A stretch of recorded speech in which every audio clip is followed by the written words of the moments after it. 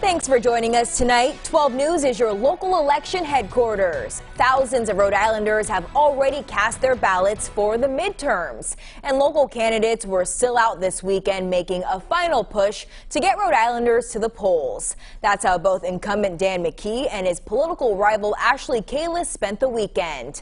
12 News reporter Matt Paddock joins us now live in studio with the latest from the gubernatorial race. Sheena, for voters here in Rhode Island, tomorrow's the last day to get out and get your votes in early. And according to the Secretary of State's voter turnout tracker, about 10% of Rhode Islanders have already cast their ballots. We are less than 48 hours away from election night, as candidates are making their final push on the campaign trail. And in Rhode Island, both gubernatorial candidates Dan Mckee and Ashley Kalus' messages were clear. At this point in time, the debates are over. It's all about getting out the votes. It's just getting out and meeting as many voters as I can and reminding them to vote. Mckee spending his afternoon at a Get Out to Vote rally with Cranston Democrats, and then heading to Warwick, where he joined Speaker Joe Shekarchi and City Council President Steve McAllister. And quite frankly, it's all in our hands right now. And the state of Rhode Island, like I've said before, has momentum like we've never seen before. While his political opponent, Ashley Kalus, spent her day in Johnston, campaigning and speaking with voters. This is a jump ball race.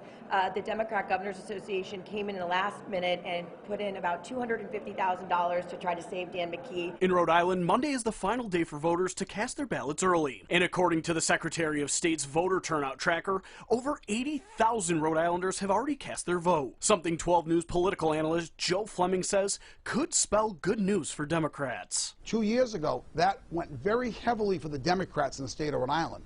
So I'm not sure if we're going to see the same thing, but I do know on the mail ballots, almost 65% of the applications were Democrats. So the question is, if you're a Democrat and you're trailing by a little bit before the mail ballots and the early voting comes in, you probably will catch up on those votes when they do show up. And Fleming says the goal of campaigns this weekend should be clear. They got to call their supporters, remind them about Election Day, urge them to go out and vote either on Tuesday or go Monday to early vote. Tune into WPRI starting at 9 p.m. for our 12 News election special. We'll have even more results and coverage over on Fox Providence on 12 News at 10 and back on WPRI for 12 News at 11. And 12 News is making it easy for you to get ready for Election Day. Scan this QR code and it will take you to a streamlined WPRI.com mobile link. Be sure to bookmark it.